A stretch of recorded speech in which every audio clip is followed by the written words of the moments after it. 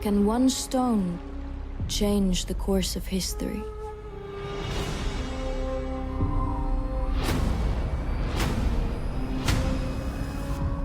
Cowards!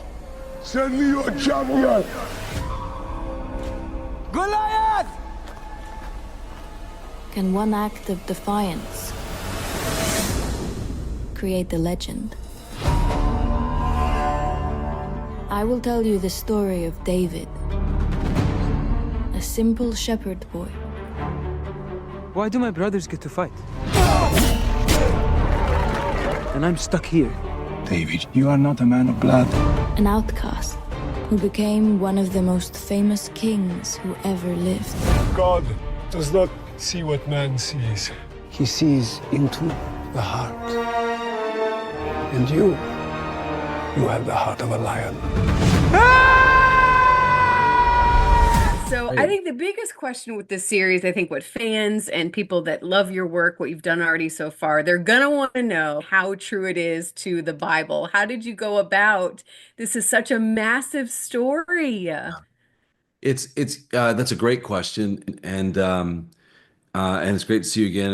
And I hope it's so wonderful to allow people to finally see what we've been working on for so long. I think, first of all, I want people to know that it's a miracle that Prime Video funding and releasing this globally is giving creative control to believers. It's a testament to how much we've supported things like The Chosen or my films, and how loud our voice has been heard, because that was the very first sort of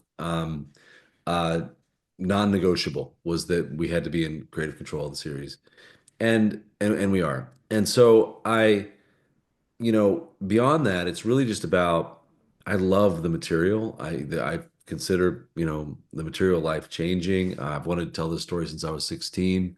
It's a massive part of my life. And so I hope that with every liberty taken, which you inevitably have to do in a television show, that people feel that there's great reverence and love for the material itself and the themes of the story.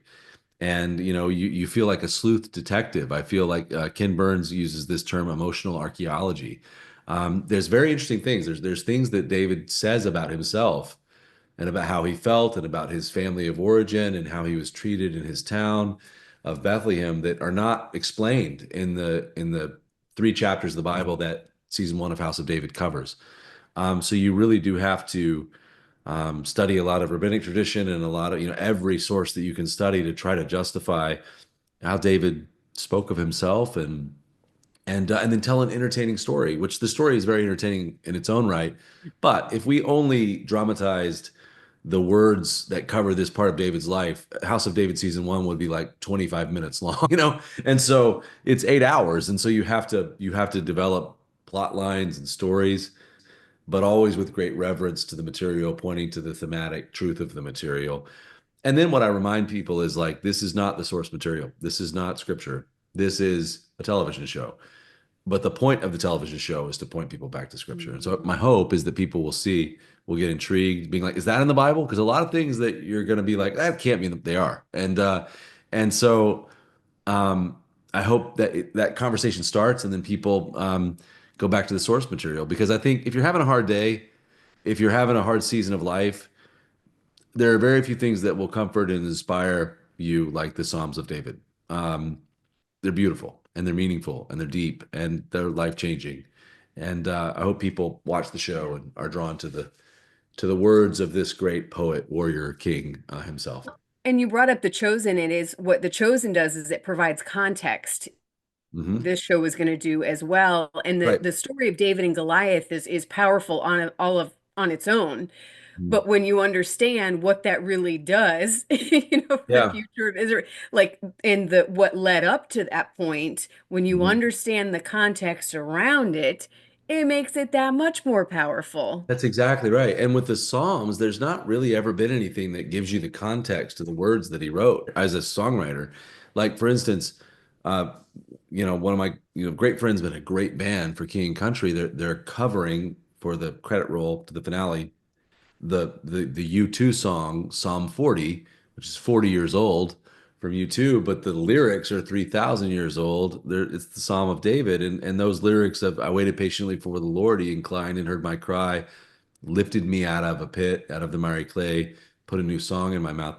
Like, you're going to read that psalm in a whole new way once you understand the life that was being lived that led to those words. When you read Psalm 23, and the Lord is my shepherd, like when you see David defending his sheep out in the wilderness, like it was a rough time. It wasn't like it was not a docile time at all. And that was a rough job, being a shepherd. And so it makes you read Psalm 23 completely differently. And so I think that it will give context to these words and deeper meaning, all the while watching, what I hope is a really entertaining TV show, and something that has all the things that I love about something like Lord of the Rings, or but it's in this biblical context. And I also should say I'm very grateful to be second into the water of this biblical television show. Odyssey. And so I do call Dallas probably once a day to ask him what he would do. Or, he's just a great friend and ally and voice, and he's blazed quite a trail here, and I'm honored to be following the steps of that show. Oh, well, we're excited to keep watching more shows like this. So keep them coming. We're going to be hoping that this goes into season 2. And again, that this draws people to open their Bibles and read it. So, Jon, Great. So good to see you again. Great. So great to see you. And I'm glad you enjoyed it. And I can't wait for the audience to see the show. Can one stone change the course of history?